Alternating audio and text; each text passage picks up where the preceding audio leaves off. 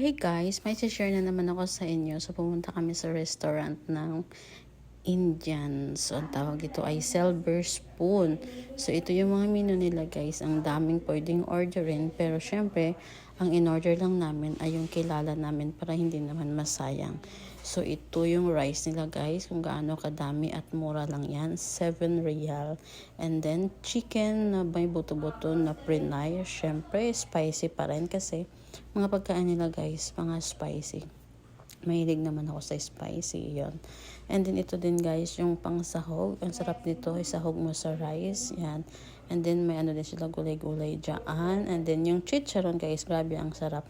Yan pala yung chicharon guys, may plastic po yan cover sa mesa, kaya nakalapag lang po siya.